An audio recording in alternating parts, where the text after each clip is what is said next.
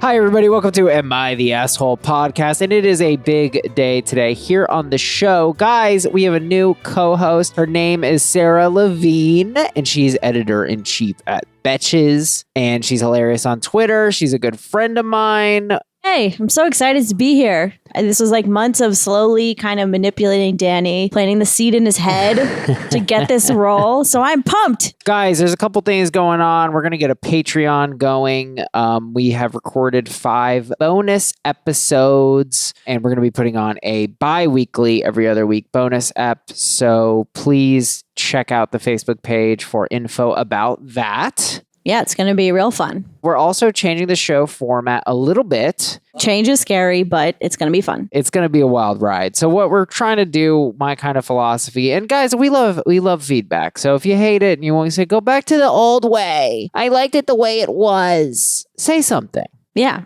Just let us know. Tell your friends to say something, because 2 people have to say something for me to think, okay, this is a thing. Right, that's the official rule. So we're gonna start with a game. This is a game that actually my girlfriend Danny thought of. I did not know that. Yeah, she's so smart. Yeah, I was like giving her shit someday. She's like, "What are you talking about? I made up that game, and it's called Guess the Verdict." And we just basically read titles. We try to stump each other about what the verdict might be. AITA for saying no to my brother wearing a dress to my wedding. Oh my God. I'm going to go with NTA. Damn it. Yeah, I mean, that was correct. I would have thought YTA because I feel like people like to be very like, you can't tell people what to do, especially regarding weddings. But no, it went YTA. They said your wedding, your rules definitely applies here. It would say my sister wants a dress if he was like trans or something, because I think that would be like, true.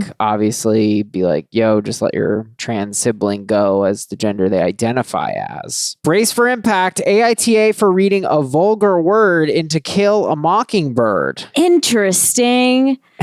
I'm going to go with no assholes here. Okay, if you get it wrong, you do have to say the N-word, which is the word in question. No. And it was actually not the asshole. Huh. So basically, they had to read TKAM, and they claimed they, quote, stopped halfway through the word, and then they were like, I'm sorry. And then the black people in the class were still mad at them. Oh. DJ N. Prod, getting the deciding verdict, said, the world is getting ridiculous. The whole point of the book is racial inequality. If you can't read a word in a book about it, then what the F are you supposed to do? Not listen to rap music? Oh, should we? No. I think we should, because I was like, all right, well, listen, if this person accidentally said it and immediately said sorry, I'm not going to come for them. Like, they made a mistake. They were told to read from a book, which can be very intimidating for certain people. Yeah, I can only focus on one syllable at a time when I'm reading out loud. It's very stressful. But the part of this comment that I'm like, not listen to rap music. Like, yeah, literally no. That's not the premise here. No. That's the opposite. That would be like if the person who read the N-word was like, hey, how dare you listen to me saying the N-word? Just because white people should not say the N-word doesn't mean that we are pretending it doesn't exist. It's a pretty simple rule. AITA for buying one son a significantly better phone than his brother. Okay, I'm going to go not the asshole. You're again correct. I'm on fire today, I know, folks. You're killing it. Here's the gist. The parents have 2 kids. One is like a college kid. One is 15. They're both like, hey, we're going to both give you $600. The college kid has his own money, so he was able to kind of pay the difference, get a nicer phone. Here's who is the asshole, though. The 15-year-old who got $600 and is complaining because he got a fucking iPhone 8, and that's not a good enough phone for him. Because you have an iPhone 7. I have a 7. I'm slumming out here, you guys.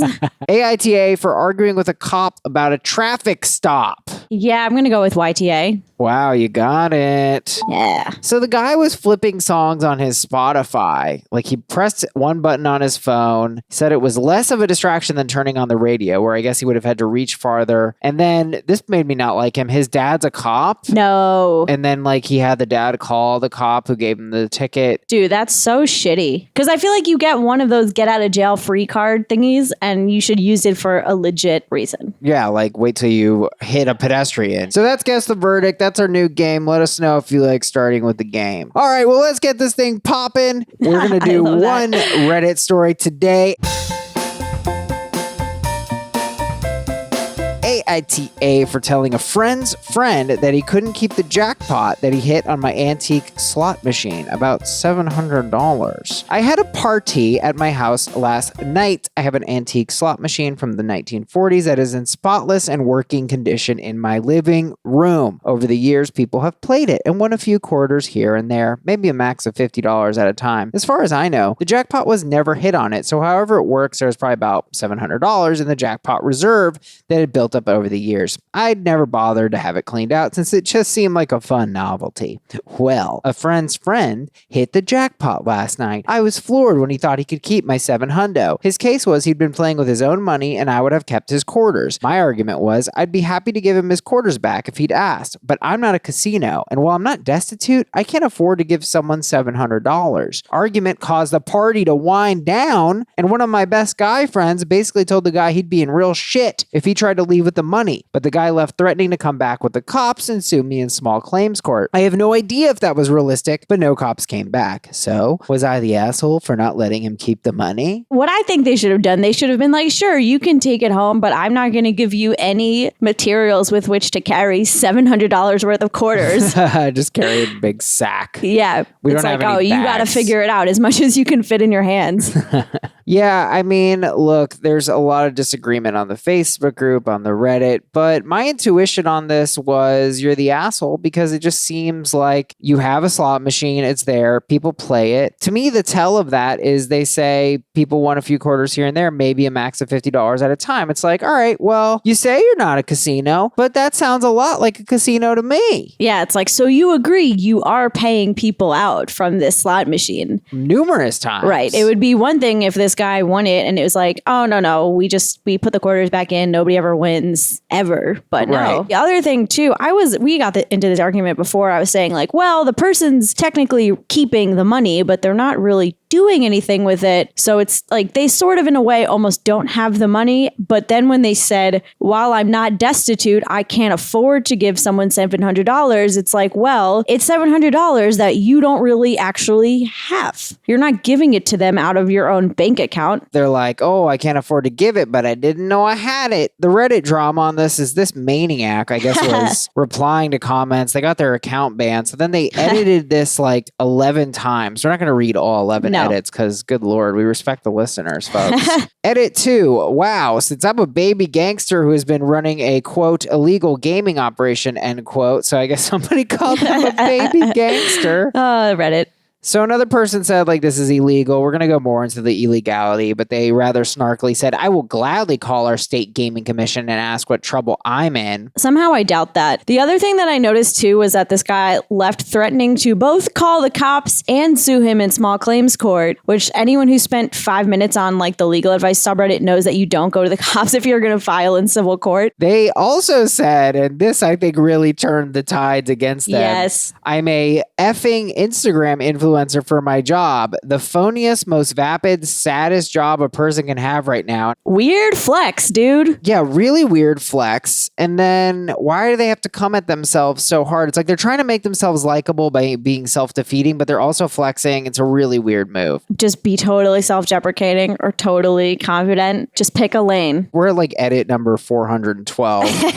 Say you have a change jar. This is OP. Say you have a change jar, has $100 in it. Your good friend asked to borrow $25 for parking. You'd say yes, right? Another friend says, wow, that's cool. I have $1.25 in my pocket. Can I donate to your change jar? You'd say yes. Now let's say a guy you've never met says, hey, I just put 80 cents into your change jar. Now I'm taking the whole thing. What? This is a lot of weird assumptions to make that don't actually make sense at all in this analogy. It's not just like this guy came and took the change from a change jar that's presumably sitting out. It's this guy played and he won it fair and square. Exactly. And then this person also said, I've taken in maybe $100 over 5 years. Maybe. That's a nickel a day. It's not a freaking illegal gambling operation.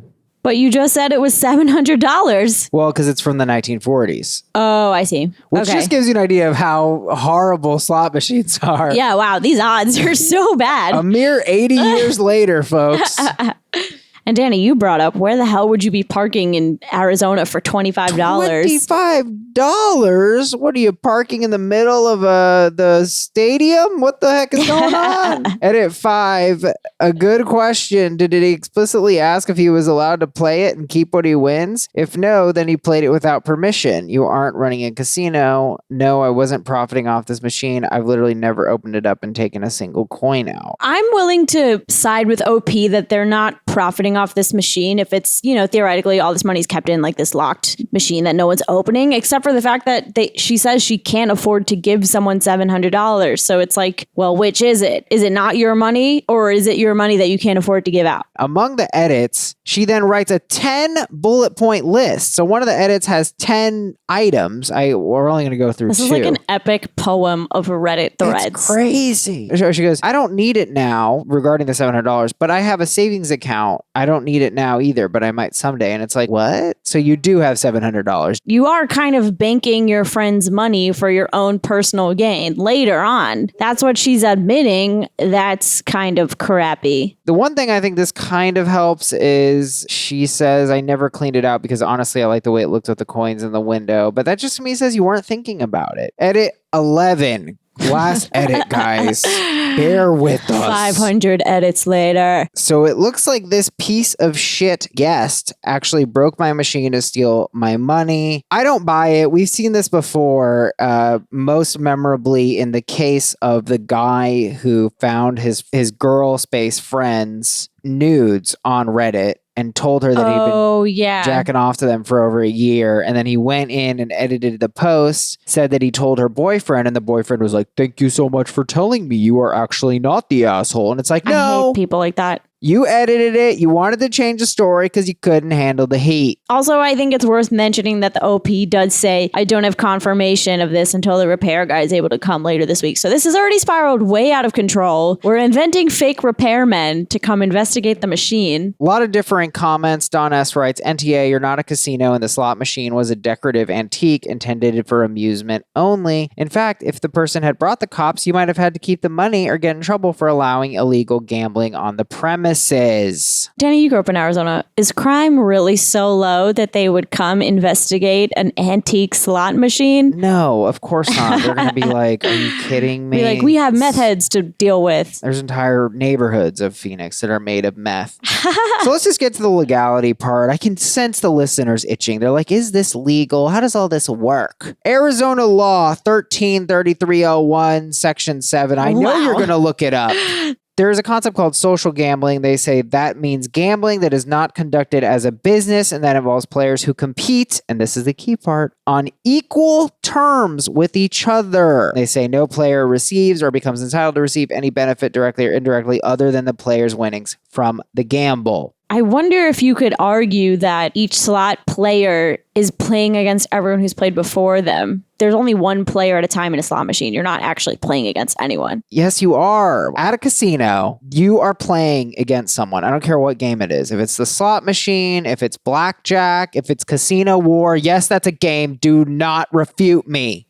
You're playing against the house, the business, the casino, the house. So who wins from a slot machine? I'll tell you who wins. Not the person who gets $50 and like, I'm going to get a second jewel. The person who wins is the casino. And the reason they win is because that machine pays out less money than it takes in. That's how casinos work. Okay, so this is illegal. This is illegal because you can't have a game. Like, you cannot play blackjack in your house by the house rules. So bottom line is games where there's a house edge are illegal. So you might say, well, are there any games that are illegal? Well, yeah, poker is legal because poker works kind of how you were saying the slot machine could work, right? Poker is a game where the players play against each other. And that is perfectly legal. But you cannot take what's called a rake, and a rake is when you charge people to play. That's not allowed. One thing that annoyed me about this thread, people got way too into the legality of it, and they were like, well, you're the asshole because this is illegal, and you're a baby gangster, and blah, blah, blah. Like, okay, can we chill? This is, am I the asshole? This is not, am I breaking an obscure law that no one's going to even call me on in the first place? You know what I mean? Like, you can be breaking the law and be an asshole, and you're not being an asshole because you're breaking the law. I think this is as separate issue. Under these conditions, like you can imagine you and your friend doing a casual game of like blackjack or whatever. And it's like, clearly you're doing it to bet money. And then as soon as your friend wins, you go, oh, well, this is illegal, so I'm not going to pay you. Yeah, that's a dick move. Of course. Sarah C writes, you should probably tell people they don't get to keep the winnings before they play. But of course, OP can't do that because they were letting people play to win. Jamie M, YTA, big time. You've had it for years and it's been collecting quarters that technically weren't yours in the first place. So giving out the jackpot shouldn't be a big deal. I think you just realize, shit, there's $700 in there that could be mine. Kind of selfish if you ask me. Don't let anyone play if you don't want to pay out a jackpot that was won fair and square. Yeah, that's, I think, a big thing. Yeah, I mean, the thing is they had established a precedent where people were winning. So it's kind of like you are a casino. I don't see how you're not a casino. It's a little casual casino, a little one machine. This is now AITC, Danny. It doesn't matter if they're a casino or not. YTC. Myrna F says, Don S had the correct answer. There are very strict laws regarding gambling. As a decorative antique used for amusement only, they would be required to keep the money or only return the guy's quarters. It's unlawful to pay out. That's not true. It's not unlawful to pay out. It's unlawful to have this set up, right? Like that's the unlawful part. Is having it at all? Not having it, but letting people play it. The law says that you are only allowed to social gamble under certain conditions. Mm-hmm. So this is not social gambling because not all the players have an equal chance because they're the house and they have the house edge. So just in letting people play, they're already breaking the law. So then the notion that they're like,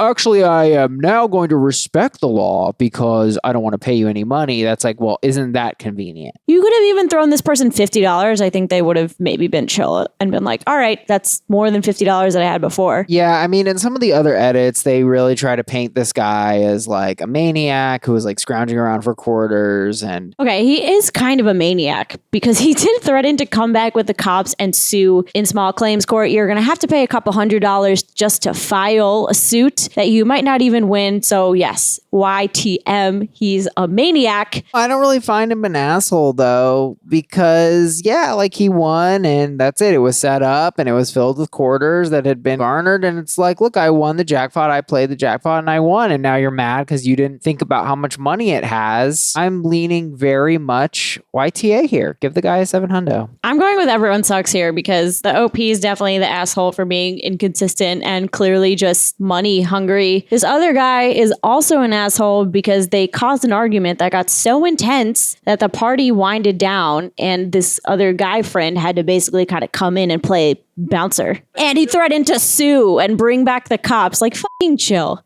But that's fair, Sarah. He wanted his money. No, because it's $700 that he did not have before. He is walking out with a net of, okay, maybe he lost a couple of dollars. But what if there's a sports bet with two people? Okay, that's the same thing. That's an equal bet. We say, hey, I'll bet you $200 that, the Cowboys win. Then the Cowboys win and somebody throws a fit. And they're like, yeah, I want my money. This is kind of different. And I just feel like this guy still acted a little bit insane. Why is this different? I mean, I feel like, again, this whole slot machine is kind of murky. It's a slot machine. People put quarters in. Sometimes they win money. OP had a history of paying out. I mean, it seems pretty much like a straightforward thing. I think when you're just using some shit in somebody's house, you don't expect to take all this money. It's not like they hadn't agreed upon. When you have a bet, you are agreeing upon the terms and conditions. This is like, hey, this is a slot machine. I'm going to play it for a while. That's true. In fact, I can see that side a little bit because OP did say that he never asked if he was allowed to play it. So that kind of makes it a decoration. And that kind of suggests to me that kind of was just there and then he kind of wanted to use it. So I can give OP that. And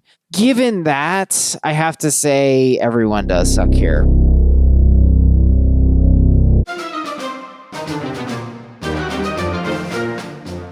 AITA for guilting my BF into coming to my brother's wedding. So my brother and his fiancé got engaged back in December. From the beginning, they planned to keep the wedding smallish and do it sometime in the fall. My BF knew about this and was excited to go. He's met them a couple times and they all really like each other. A few weeks back, the plans changed. They decided to do a simple courthouse wedding the day after Thanksgiving, since both families would be in town. When I told my BF that they had moved the wedding, he said he was bummed he couldn't go. I was pretty frustrated that he didn't even consider coming. While we haven't been dating a super long time, officially since January, unofficially closer to a year, we're pretty serious and my brother's my favorite person in the world, so it means a lot to me to have him there. I brought this up to my BF. He pointed out that a close family member has been having mental health issues and he wanted to be there to support them for Thanksgiving. I said I got that and wanted to be supportive, but I really wanted him at the wedding. He talked to his fam and got their approval to fly back across the country Thursday night after Thanksgiving. When I mentioned the plan to my brother, he said he thought it was crazy. He said it'd be nice to have my BF there, but it's a tiny courthouse wedding with no reception, and my BF would have to take a 5-hour flight Thanksgiving night and drive 2 to 3 hours the following morning. He said that my BF should either do Thanksgiving with his fam or mine, and that it'd be fine if he couldn't come. I brought this up to my BF, and he said he was fine with the trek and knew it meant a lot to me to have him at the wedding, but now I've started to feel bad about it. I know he's really worried about his family member, and my brother doesn't seem to care if he comes to the wedding. Plus, my BF and I have talked about traveling together at Christmas, and he already doesn't see his family all that much since they all live across the country. Should I not have said anything? Am I being an asshole? Wow, this boyfriend is a saint. He is. Let's say that. This drive she describes is terrible. 5-hour flight Thanksgiving night, drive 2 to 3 hours the following morning? Yeah, this is completely unrealistic also.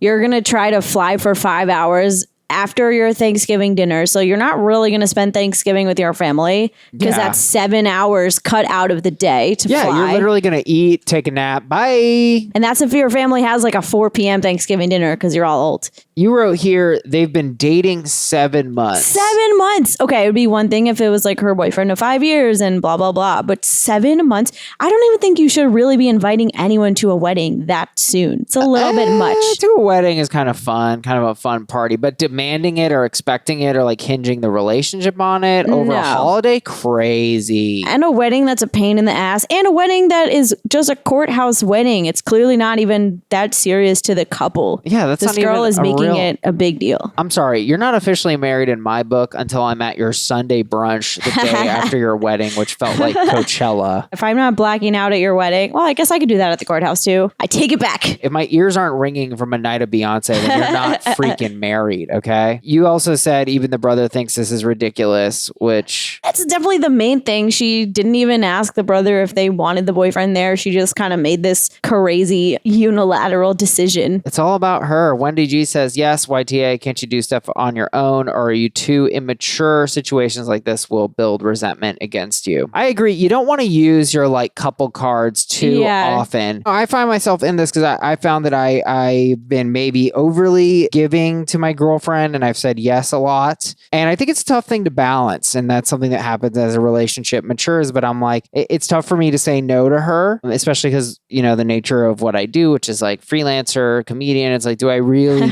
need to do this? Do I need to be here? Can I work around it? And oftentimes the answer is yes, but enough of that, enough of like pushing my stuff to the side has kind of made me have less of a life. And so I'm actually working through this right now and trying to be like, hey, look, like I don't give 2 fucks about your person you grew up with 14 years ago getting married in freaking Brazil. So I don't want to spend a G in a week of my life at their freaking little Coachella, their little Bonnaroo.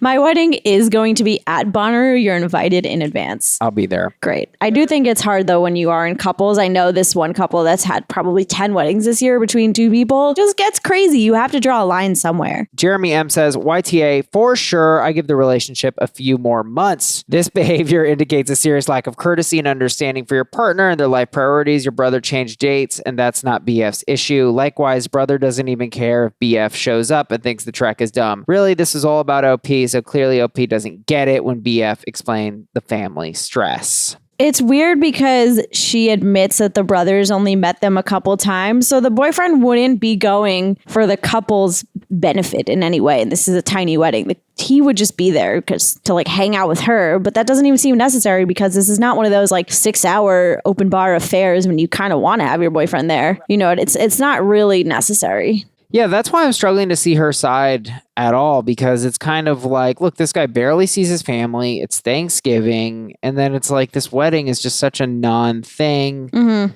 So it really is just him versus her. And it's like he's giving up a lot here. Yeah, he doesn't even seem to really be putting up a fight, which is, again, saintly. Jane B, YTA, his attendance at the wedding is important to nobody but you. Having a courthouse wedding with no reception is your brother's signal that he doesn't want guests. To force her BF to come is selfish. Do you think that's true? I don't think that she's forcing him to come is the thing. I'm getting the sense that he's very, oh yeah, babe, whatever you want. This is cool. And how about this aspect that he doesn't want guests? I mean, I guess if you have a courthouse wedding, you're kind of saying like, let's keep it tight. Yeah, I think it does imply that they don't want a ton of non-family people there. It definitely means they're trying to keep it close. Weird vibes on this one. I mean, I don't like totally hate her. She pushed him into a corner a little bit, but I definitely think that on AITA for guilting my BF into coming to my brother's wedding, YTA. Yeah, YTA.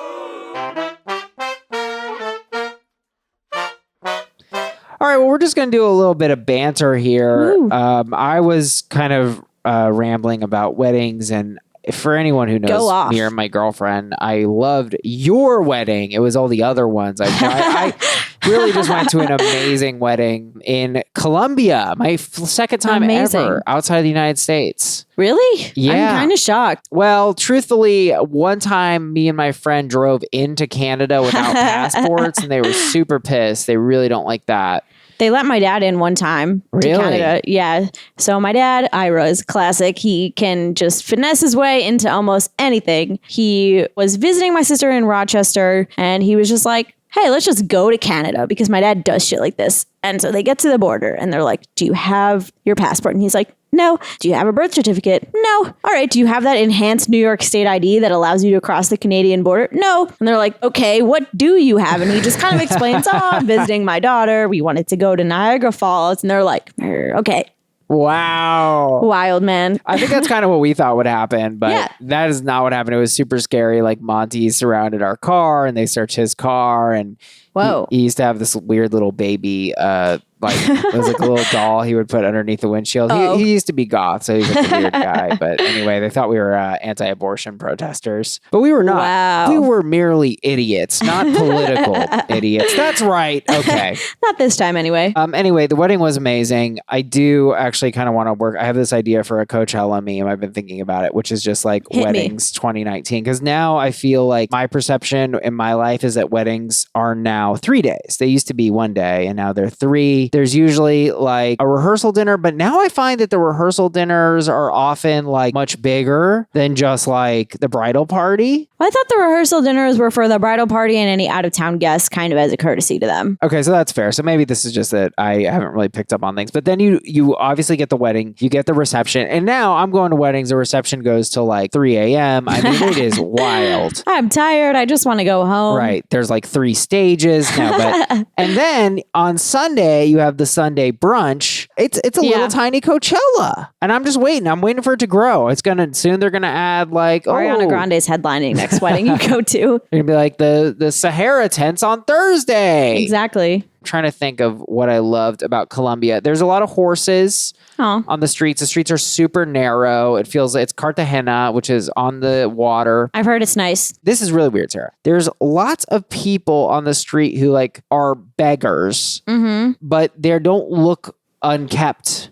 And I think that a lot of people on the streets, like in New York City, who are begging are mentally ill. Yeah. And so they don't have anything together, or maybe our society is just more brutal to them in general. But I noticed a lot. I was like, wow, I'm kind of shocked to see someone who looks like that begging, because like they didn't look unhealthy or unkept. And I was like, they're merely just poor. So that was something interesting. But another thing, so there was this old woman beggar, and she did a double slap on my arm, just boo boo. What? And I was like, ma'am? She's like, give me some money. I didn't give any money to the beggars except this little girl. She was touching me. She was like tugging on my arm, and she's like, please, amigo, please. Oh. And I was like, I don't have you, amigo. You made a friend. It worked. And I mean, she went, you got to understand, I must have told her no 5 times. And she's like, please, amigo, please. I was like, here, fine, have $2,000. I really gave her $2,000 because Colombian pesos are 3,000 to 1. So wow. all the prices are in K. So like if you go to a restaurant, we went to a super nice restaurant and like an item is like 57K. And you're like, ballin', let's do this.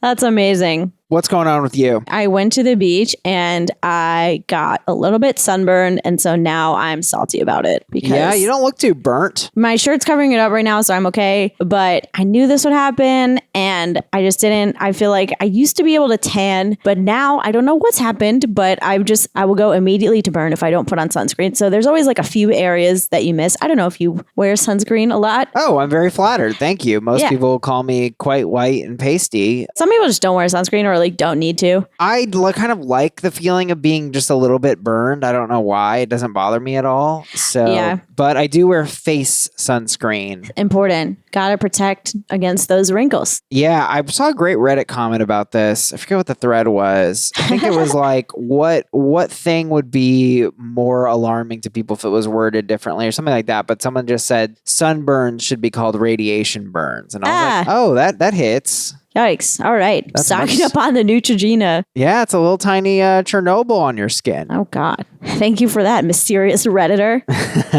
So, yeah, I have a sick radiation burn. Any dating hijinks? No, not really. I'm kind of over it right now. Got to keep my memes fresh. I'm out on dating? Yeah, got to keep them edgy. I have too much shit to do. I do stuff like every weekday now, and I just don't have the time. I'm into like a Sunday brunch date. I will say that much. Yeah, ooh, that's good. I feel like that's kind of fun. It's pretty low stakes. I don't usually have plans on Sunday. You can drink, then kind of see where the day takes you. But other than that, I'm not going to give up. Like, I'm not going to not go to my volleyball game on Thursday because you want to get drinks. You know, you being like mysterious hinge guy or whoever the you know.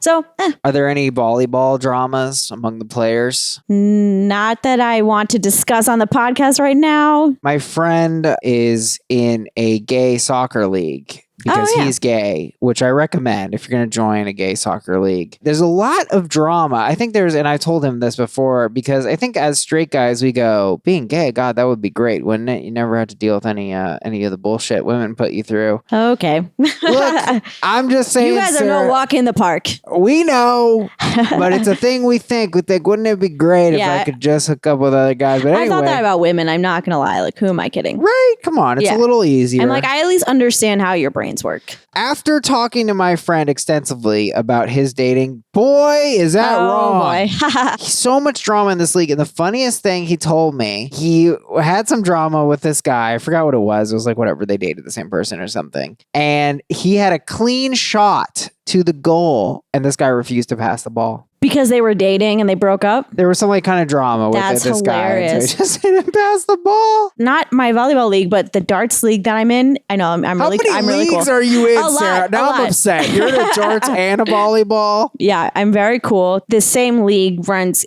kickball, and this thing is so fucking dramatic. Here's a fun story that my friend told me. I'm not in kickball because, first of all, on one game last year, one of my friends broke his collarbone, another friend broke his ankle, and then a third guy broke something else because he ran into the guy who broke his collarbone. So 3 people ended up in the ER from one game. So I'm like, I'm never doing this.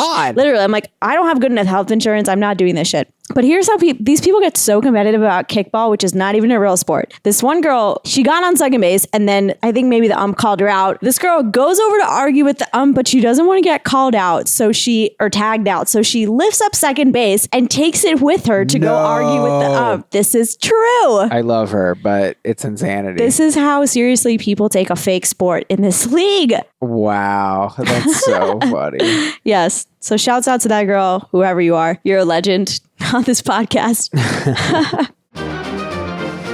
AITA for potentially lying about my sex life. I am actively on dating sites trying to find some luck in the dating world. Unfortunately, at 30, I have had one girlfriend and sexually we never went all the way. About halfway, lol. Anyways, I'm concerned about my lack of experience being a major turnoff to women. We all know women prefer men that are experienced, knowledgeable, and have gotten their fair share of women. One of my best friends told me to flat out lie. Lie about the number of women I've dated and lie about my experience. AITA for doing so when the discussion comes up with a woman. What do you think going half halfway is. When you take off your shirts and you rub your nipples together and you say, we're doing it. My favorite form of foreplay. Yeah, I'm not sure. That's pretty weird. And I feel bad for this guy. I think this is a tough situation. And I kind of feel like we're going to fight on this one, Sarah. Elisa C says, did a guy tell you that's what women want? Aaron B, LOL. We all know women prefer men that are experienced, knowledgeable, and have gotten their fair share of women. And she said women prefer partners that are honest. I kind of feel like we're going to get really different answers from what men think and what actual women think. As Nate S. says, actually, your friend is probably right. You should lie if you want a higher probability of success. On dating sites, just know any girl you're with will probably be able to see right through it. I'd say you're kind of TA here, but not a full-blown A. And I kind of feel like that is closer to true. I feel like, yes, women do want honesty. Maybe there's a middle ground here to not disclose and just be like, yeah. Nobody's saying you got to lead on your Tinder profile with I'm a virgin. Right. I was in a similar situation like this in college where I was sort of hooking up with this guy. Like we liked each other.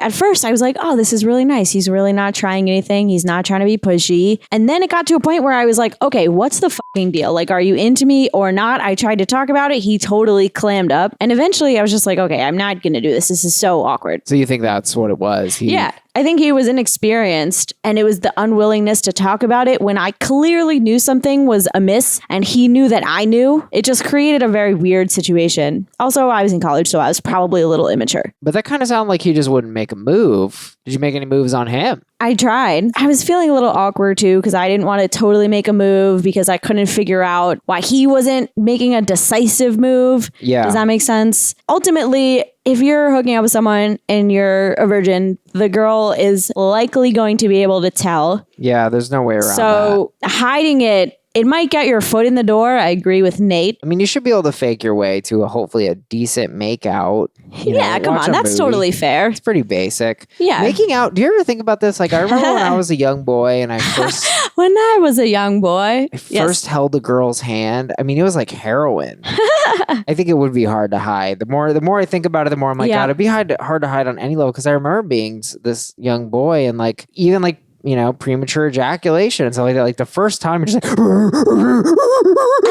like you're losing your shit. Oh my gosh. Yeah, I bet it would be hard to hide. I think he can wait till he's there. He kind of has to wait till he's there. And it's like, okay, now is the time where we would have sex, which would be like, I don't know, a month or two in if you're like taking it relatively slow. However you want. And then kind of like gently say like, hey, you know, I'm not very experienced. He doesn't need to say this on the first date. I think that's a little ridiculous. Right. It should be a natural progression. You should go out with someone as long as it takes to find out you would want to have sex with them anyway. Right. Not when the moment is coming, because that's a buzzkill, but when you've gone out enough times, you feel like you know them. Yeah. Just tell them. Yeah. So the other question I have for you is the dating aspect part of this, right? Because he also says, lie about the number of women I've dated. Would that be a turnoff for you? What if a guy, like, just for whatever reason, he's like, yeah, I hooked up with a lot of girls, but, you know, I never really dated nobody. So that would be a red flag because that indicates that they just don't want to commit. However, I've only dated 3 people in my life I would consider. And so I hate when people use that shit to imply that there's something either wrong with you or whatever. This guy doesn't seem like he hasn't had a girlfriend for lack of trying. It just seems like he's been unlucky. There's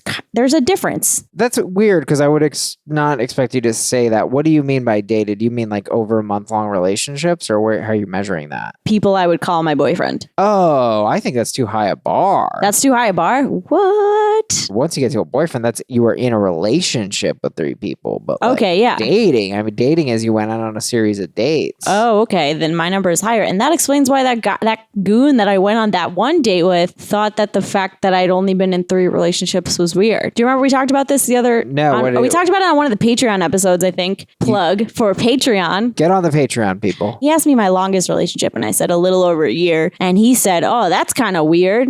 And I said, is it though? That's not really fair. But this is kind of in the same vein, I think. I don't think it's so bad for him to say that's a little weird. I personally would say I find it a little weird, but not, you just have to explain it. That's it. You're like, I've been looking for someone and I've struggled to find someone that I found worth being with. And the reason the year-long relationship ended was because he is a piece of shit. And I'm like, oh, okay, that's not weird now that you explain it. Okay, I guess that's fair. I wouldn't think that's a weird comment on face value necessarily. Yeah, I mean, I think lots of stuff can come off weird if you put it a weird way. I've eaten 25 jalapenos. You're like, what the fuck is wrong with you, man? And then you're like, over the 25 years of my life. And you're like, okay. For money on Facebook Live. Is that okay? Is that still right? weird?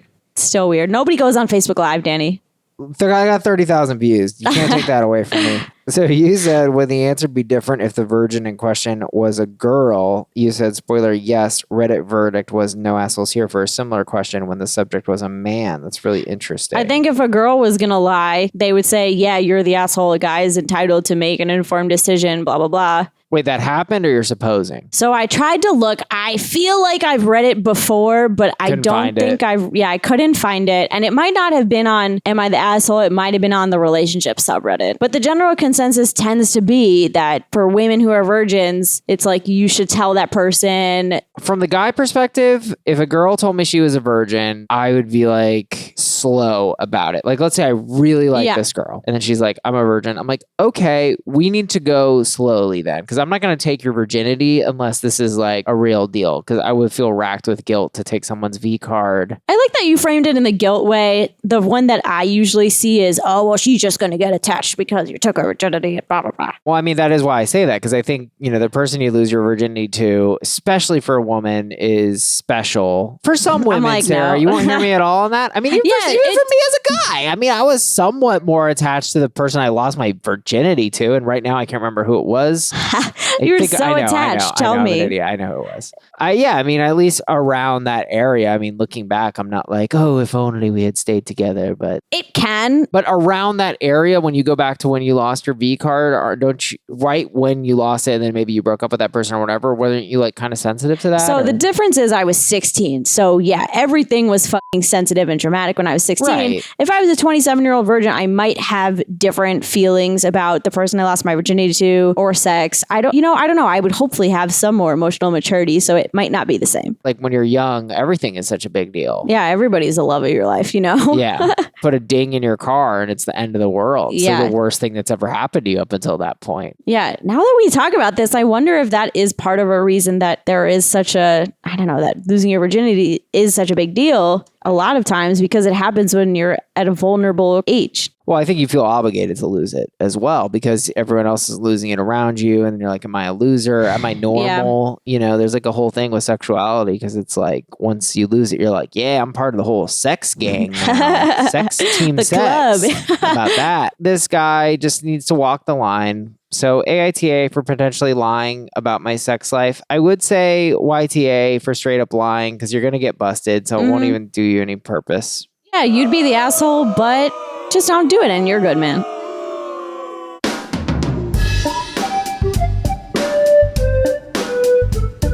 We're going to play a little game here called Assholes At. We've chosen the location, The Office. The person who listens to their music with no headphones. Come on. Does that happen in your office? All the freaking time. You know what even happens? People will decide we have Sonos speakers. People will decide to hook their music up to their speakers. And it's like, look, Old Town Road is a phenomenal song, but I want to listen to my moody R&B right now when I'm at work. How about the guy who eats all the food? We used to work at the same office, and that was me. Danny. Though I feel like sometimes I overdid it, but most of the time I honestly felt people were like, get Danny to eat all these cupcakes because I don't want to eat them and I'm on a diet. That's 100% true. Because it was betches, so they're all women. So they're like, please don't let me eat the cupcakes. I was like, no problem. I am the hero this office Yes, you're the hero. What about the person who microwaves fish or anything smelly? I kid you not, one time my friend came to my house and he started eating out of a bag in his pocket. And I was like, what's in the bag? And he goes, fish. And I was like, what? That's not okay. And did you call the police to report a serial killer on the loose? I did. And they said, we're busy with this guy who has a slot machine in his house. The guy whose ringtone is on. Ding. Okay, that's annoying. For texts, yes. Nightmare. And the person whose alarm goes off in the office and they're at a meeting or something and they don't turn it off. It just keeps going. Yeah. Oh, that's You're like, oh God. One coworker who clearly never does anything but somehow isn't fired. Oh, there's always one. Always one. What are you doing all day, Clarissa? Yeah, just that person who's online shopping all day and picking up a salary at the same time. Not fair. You only block out 1 hour for shopping. Everybody knows. Right. The girls who won't stop having a conversation across the office so they're effectively screaming at each other. Ugh, so distracting. So annoying. We have instant messaging systems for a reason. Please use it. Them. What about the people who put too much shit in the Slack channel? It's like, okay, we don't need a GIF for every hour. Oh yeah, that's annoying. Oh my God, do I lose? I can't think of another one. Damn it. And I'm the one who works in an office right now. Hey, Sarah, it's a sensitive subject. Sorry, had to. AITA, if I tell my wife's best friend not to marry her fiancé. My wife's best friend is getting married to someone that I think is no good for her.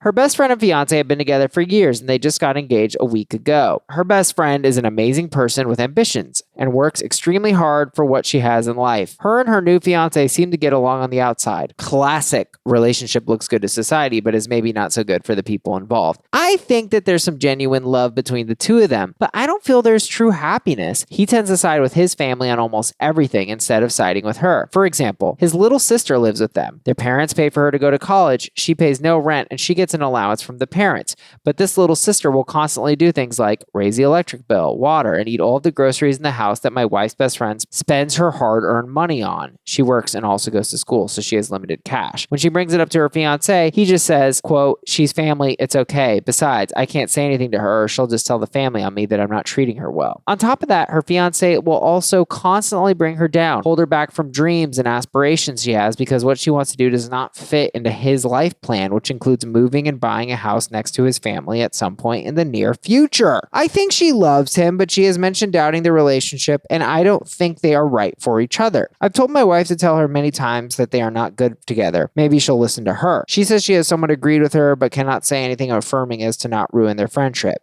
I know it's not my place to say anything as it's not my best friend, but shouldn't she? I know if I was in the same spot, I would want my best friend to pull me out. Am I the asshole for pushing my wife to talk to her best friend and show her that she can do better? Or should I just stay out of it altogether? Am I being cynical when I'm wondering why this guy cares so much? Some of these descriptions are very he's really, I guess he's really getting a lot of guff about this from her. A lot of guff? Never heard that word before. You never heard guff? No. A lot of stuff. There we go. It's usually negative stuff is guff. All right.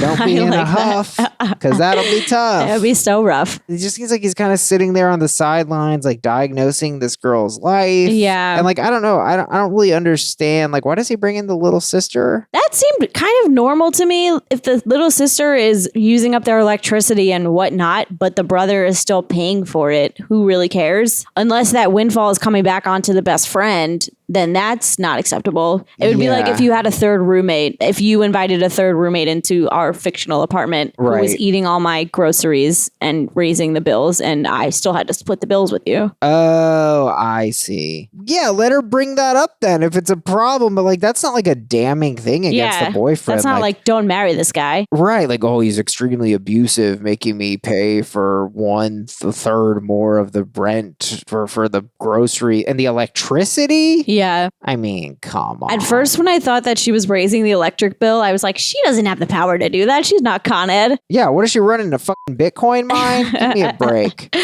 I don't know. A lot of this is very abstract too. Her fiance will constantly bring her down, hold her back from dreams and aspirations. It could be that way, or it could just be regular relationship compromise.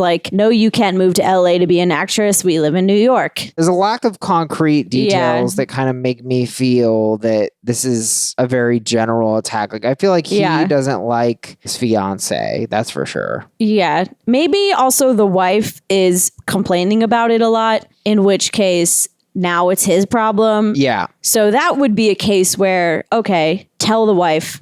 Yeah. You got to speak your mind. If you don't like your friend's significant other, what's your philosophy in general on that? I think you can say it one time when directly asked, and then you gotta let it go. That's fair. It just depends on what your objections are. You know, if it's like, I don't like them, well, it's like, well, that's kind of childish.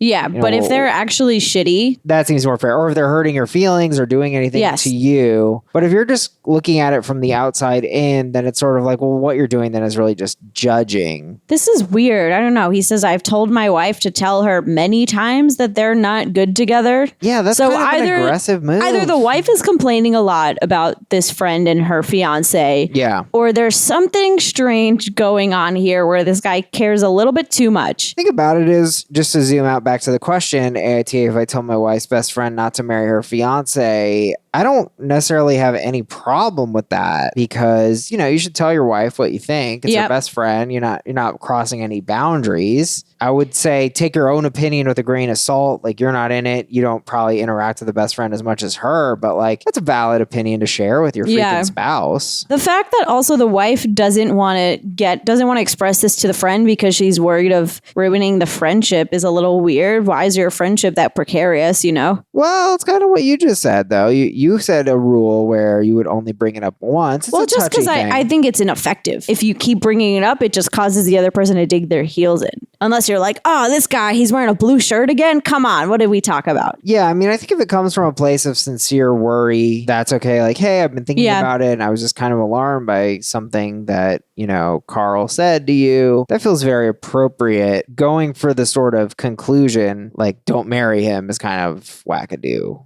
Yeah, we're not getting enough evidence to support that she should or should not marry him right now. He's harping on weird things. I mean, I don't think it's crazy for one person to be like, we need to move here and be by my family, and that's a priority to me. Like, it's not that that's necessarily reasonable. It could be unreasonable, but it's not crazy for him to ask that. And then she could be like, no, I'm not doing that, so we're not getting married. But like, that's her choice to make. We really just don't have enough info. This could be a nefarious situation of, I'm going to try to move you away from your support system to isolate you. Or it could just be, hey, you know, I'm the breadwinner or whatever. All my roots are here. We're already here. Let's not move away right now. We're saving for a wedding. Like, there's so many. It could really go any way on the spectrum. On AITA, if I tell my wife's best friend not to marry her fiance, I got to go no assholes here. Yeah, it doesn't sound like it.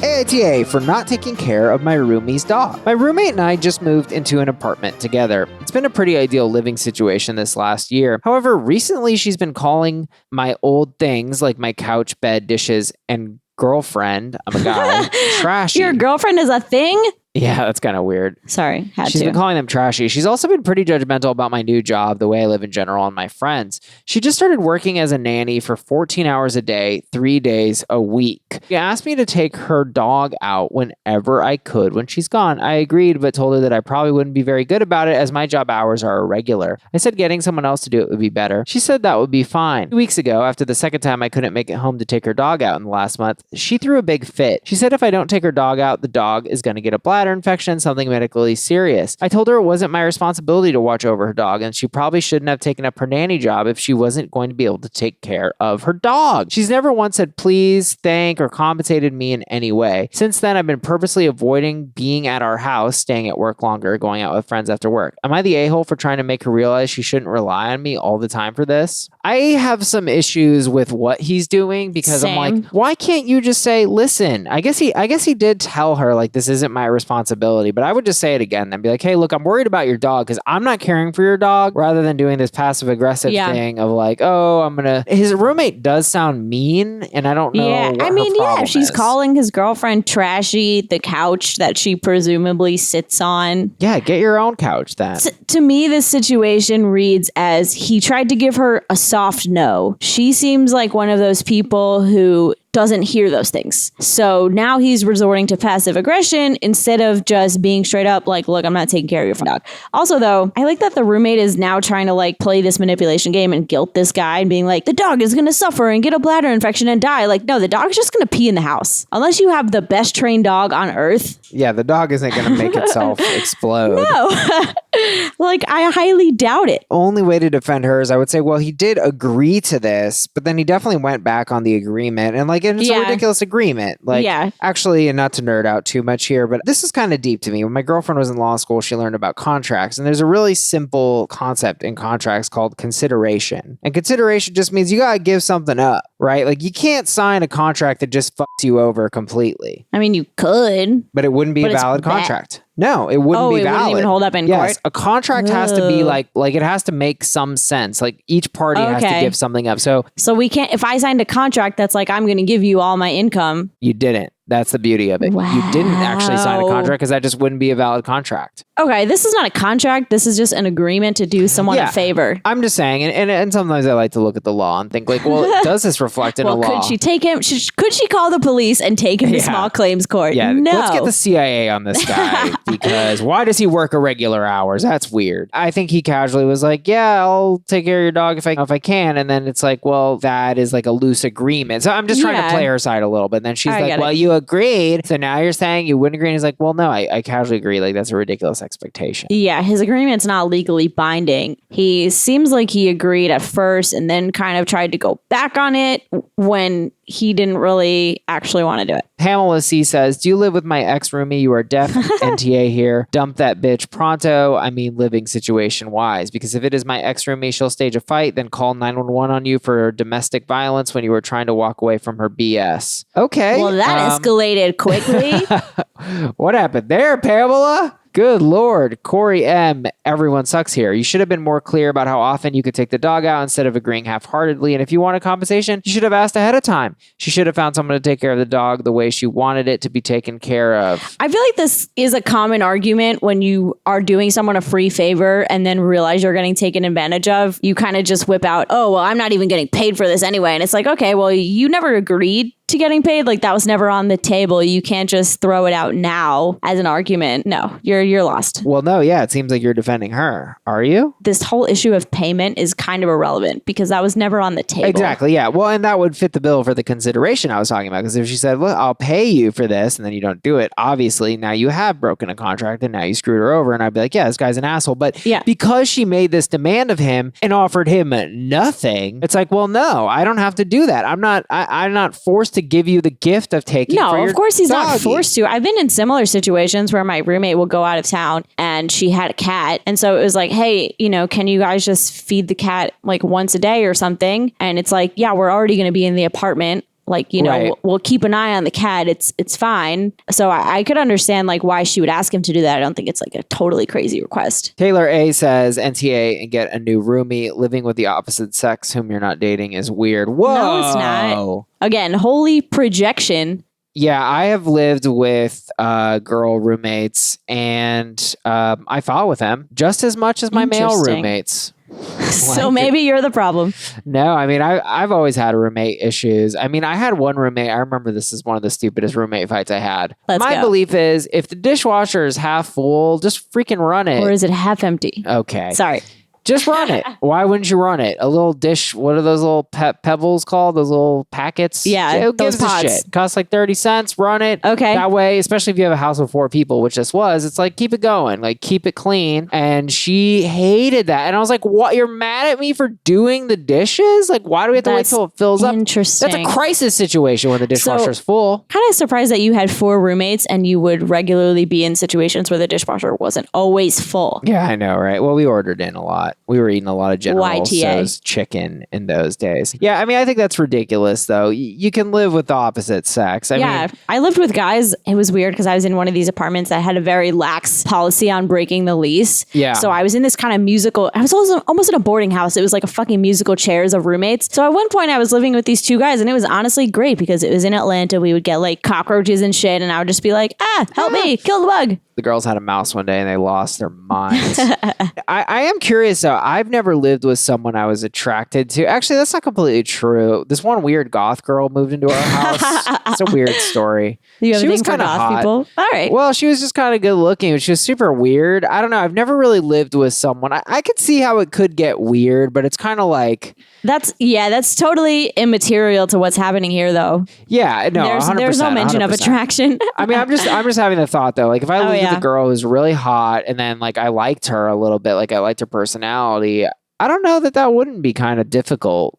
Yeah, it would definitely be hard. Just having to see her all the time, and then I don't think Taylor A is completely wrong. I think you got to move in with I think you got to screen who you move in with. That's true about anything. Yeah, I'm not going to go move in with a male model who I'm going to want to bang. The premise on face value of me living with a man is not weird. There you go. Well put. Jenny A says, NTA, even though I feel very badly for the dog and would probably be a doormat in this situation, you told her you wouldn't be able to commit. Sounds like you're living with an entitled twat waffle. Dog care services are actually pretty affordable, and she's out of her mind if she thinks that dog isn't going to find a place to pee inside before bladder infection is a problem. She clearly doesn't even know dogs. Yeah, thank you. Someone being realistic here. Yeah, I mean, this girl, she's out of control. Maybe these 14-hour shifts, she's sleep deprived, she's losing her mind, but I mean, she is a nanny, so she's probably dealing with screaming kids all day. Tough. But it's why are they both being so passive aggressive? Yeah. She's being passive aggressive by just calling his things trashy. He's being passive aggressive by staying out late. This dog, poor dog, is peeing on all the things. He's suffering. We're seeing this a lot. There's a lot of people who, somebody told me earlier I was confrontational, and I'm a confrontational kind of person. And I kind of took umbrage with that because I don't think of myself that way. And I guess I think of a confrontation as a negative thing. I think we all kind of do. And I think that might be a problem. Because I think being confrontational is being assertive. And well, what happens is if you're assertive and you go to someone and they're defensive, which they almost certainly are, most people are defensive to an extent, that's a confrontation. So confrontation, we've got to look at it differently because like we see these cases all the time. I don't want to go into it, but there was one with a waiter that we posted on the Facebook group. And it was a very simple thing where it's just like, just say something. Oh, okay. Just say something to the guy then. Yeah. And I think a lot of situations boil down to like just have the clear communication, and that is confrontation. So I don't know why confrontational has a negative association. It does have a combative association with it, when a lot of times when we're calling people confrontational, they're actually just clearly communicating what they want. This could clearly just be solved if these people would communicate, which is honestly a lot harder to do. Well, because you're not very confrontational. Yeah. This is yet another prong on my internalized unassertiveness, which I think comes from not being confrontational. And we've got to stop shaming the confronters because look, not being aggressive, and as I think that's a great word to use, not being combative, but being confrontational is a good thing. Have the confrontation. That means be assertive. Well, now I feel like I need to look up the word of confrontational because even as you say it, I'm like, well, you don't want to be confrontational, but you want to confront people if something's bothering you. So now I'm just defining the word using the word. That's no good. That's not how definitions work. That would be a nightmare. You look up a word in the dictionary. There it is again. That's just a mirror. This dictionary is a mirror. I know. I would have failed the SATs. I looked up confrontation in MW, which, by the way, I consider my the best go-to dictionary. Yes. The act of confronting the state of being confronted, such as a face-to-face meeting. So they are using the word in the definition for the word. Let's look at confronting. What does it mean? God damn, all the ads on MW. I'm just trying to get the definition, you demons. Quit trying to get my money. Here we go. To face, especially in challenge, oppose. To cause to meet, bring face to face, to meet face to face. This is much closer to what I'm saying because a confrontation really, I think, look, if you look at the actual word, against, front. Against and front. Like get in my face, get in the front of me. Confront. I think it's good. I'm pro-confrontation. Put me down on the list. All right. Not the asshole. NTA. You're good.